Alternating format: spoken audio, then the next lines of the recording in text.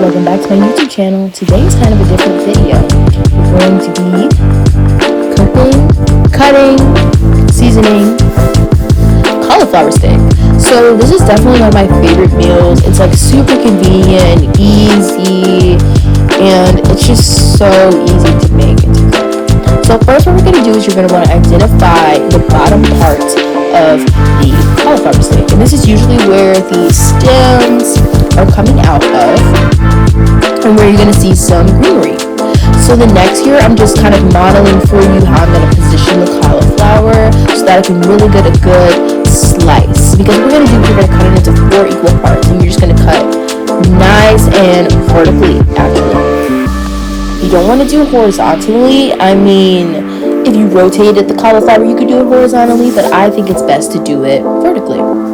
So our next step here is we're going to be, of course, washing off the cauliflower before we do this step, but you're going to want to rip off those extra leaves because these are cauliflower steaks after all, and we don't want the leaves to get mixed up in the seasonings, and it's just not necessary. Then it creates more of a mess, and when people go to take a bite, you don't want there to be extra stem and whatnot on it. So for this next part here, I'm just going to do some few demo slices. So that's when you take out the first slice there, and take note of something here. When I take that first slice, you'll notice how it kind of crumbles away.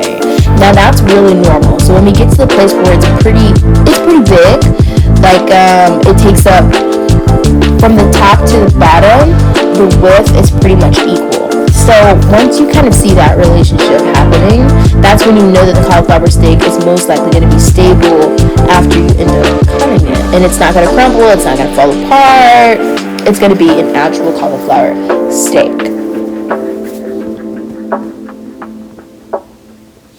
So what you're going to do is you're going to keep slicing. So that would be like usually toward the middle portion of the steak. You'll be able to pull off one that's completely formed, hasn't fallen apart, completely stable. And that's our second one there. So now we're going to go on to the second part here. And what we're doing is we're just laying them out on the cutting board, and we're going to oil them up with some cholesterol-free olive oil. And this is my favorite thing to use. I use the brand Bertolli. You can get this from Aldi, you can get it from Schnucks, Walmart. Use a pretty big thing there. And I just fill up the cap and I use that to spread. You can eyeball this. I don't have any specific measurements in the video because I feel like as far as taste is concerned, that is dependent upon the person who's making its preferences. So I didn't want to give any measurements as to mislead people because I like my food spicy and I like my food a very specific way.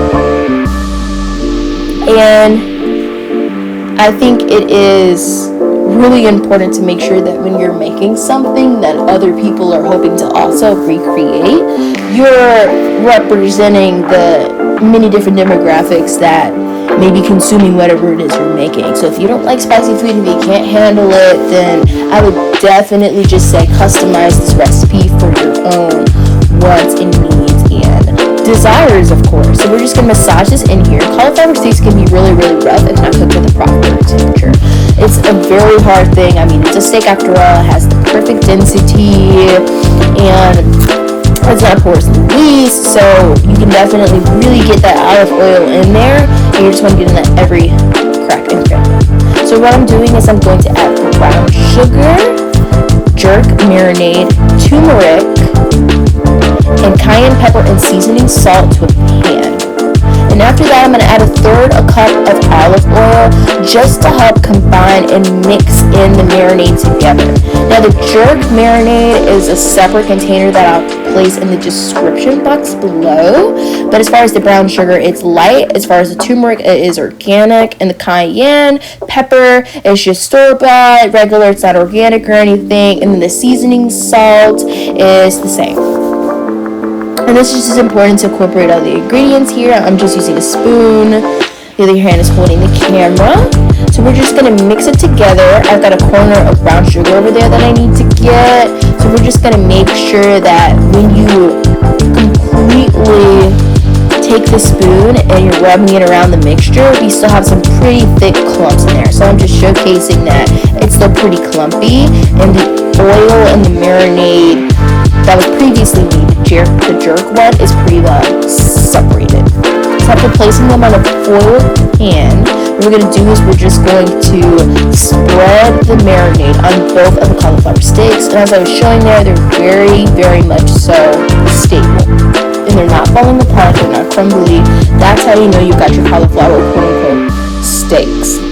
Now later on in the video, I'll show you what you do with the pieces that have crumbled off, and that will also be another recipe video, so stay tuned. But what I'm going to do here is just take this spoon and just spread that all over the cauliflower sticks, get it in the top, get it in the nooks and crannies. When you put some sort of dark seasoning, has a lot of pigmentation on a cauliflower steak that's just like weak white, you see that it kind of like looks like a brain in a sense. So just keep going until it almost looks like gross. Like keep going wherever you see like all the little spaces in between the little almost what looks like Brussels sprout structures.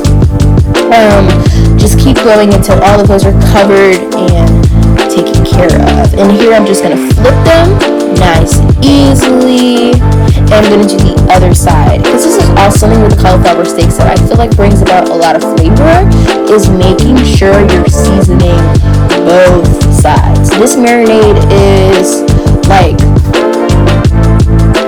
70% liquid and 30% like solid with that jerk marinade that I applied to the oil and the rest of the seasonings. So it is very much so going to caramelize when it's in the oven, which is going to allow for the cauliflower steak to get crispy.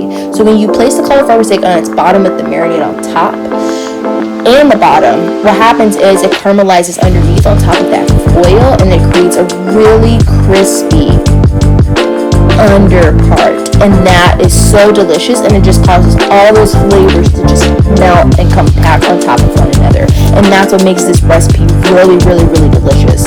So please follow all the directions and do to the best of your ability, because the effects will be amazing. Okay, for our next part here, we're just going to set the oven to 500 degrees. Yes, 500 degrees. I know it seems a bit extreme, but I promise you 500 degrees is going to allow for the caramelization of, the oil mixture with the jerk, with the extra seasonings that were added on.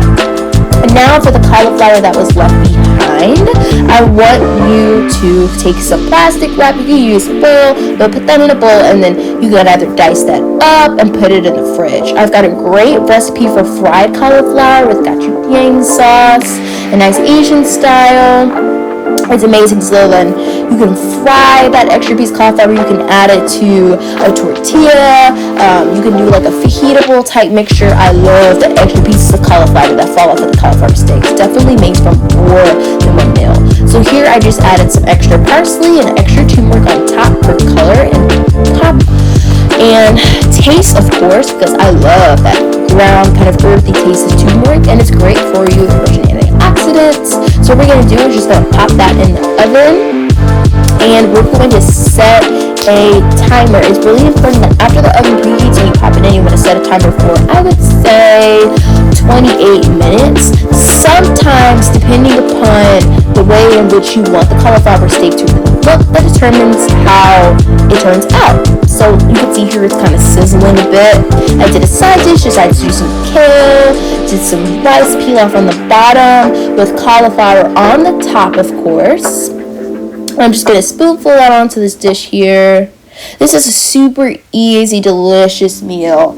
And of course, if you like me to go in depth on more of like the side dishes and things I like to do, like I like to do the rice pilaf, like I said, or charred kale. That's a really good recipe of mine. It's super simple. I don't even know if it counts as a recipe, but you just add that on the side. It just adds a pop of color, and it really that contrast between the texture and the softness of the cauliflower, the crispy bottom, and like the kind of bland but savory rice with the nice and crunchy, crispy kale is amazing. And this is the finished product. I hope you enjoy and have a great day.